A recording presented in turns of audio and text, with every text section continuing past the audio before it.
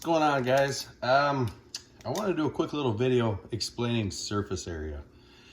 I was looking back at my video on filtration and I noticed that I had mentioned surface area multiple times. So I wanted to give everybody a rough idea on what surface area means if you're not aware. So basically we're going to start with this flat piece of paper. If we take this piece of paper and measure it, we got 10.5 by 8.25.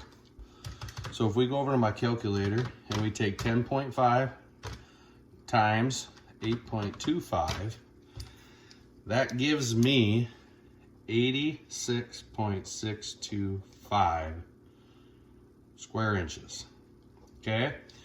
So the same would apply no matter where you're at. What part of the ocean you're on, if you use metric or if you use standard, it would obviously be centimeters by centimeters, so you end up with square centimeters.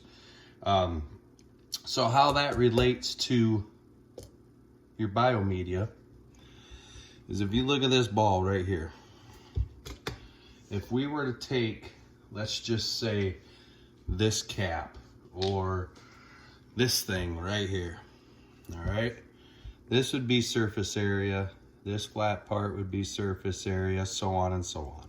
This would be surface area. On the inside, this would be surface area. All of that in between would not be surface area when it comes to your biomedia, because your beneficial bacteria can't get there. Water cannot flow in there, thus beneficial bacteria can't grow in there. Going back to our little bio ball, I should say our 1-inch bio ball.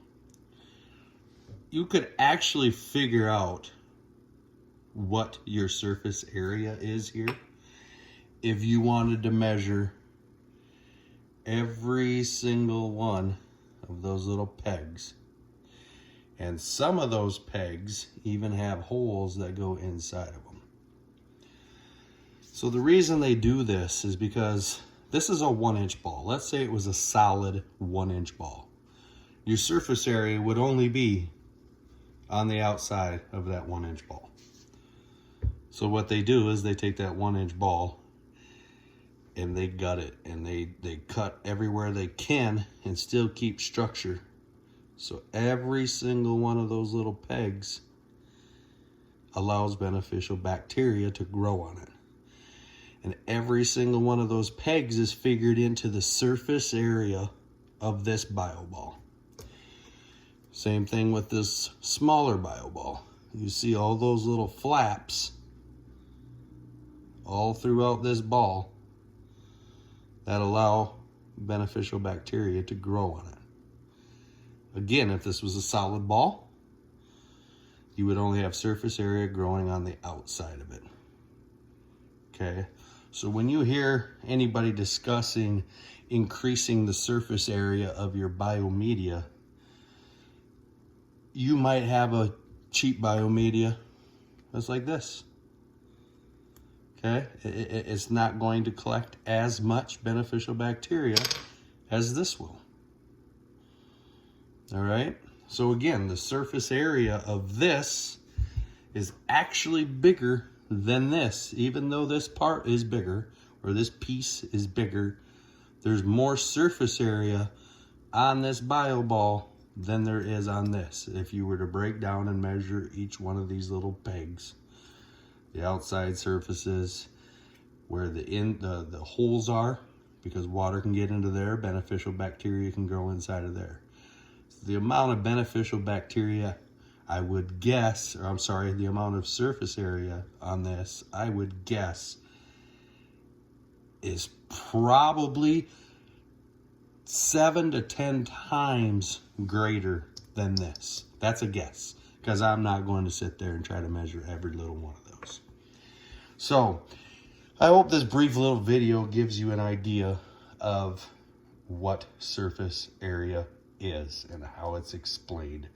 A lot of your biomedia manufacturers will list what the surface area is of the biomedia. It'll be in all different measurements. But obviously, the higher the number, the better the biomedia is. Okay. Now, to conflict that a little bit, if your surface area spots, if you will, are too close together, they will clog up with debris. And we talked about that in the other video. That's a bad thing.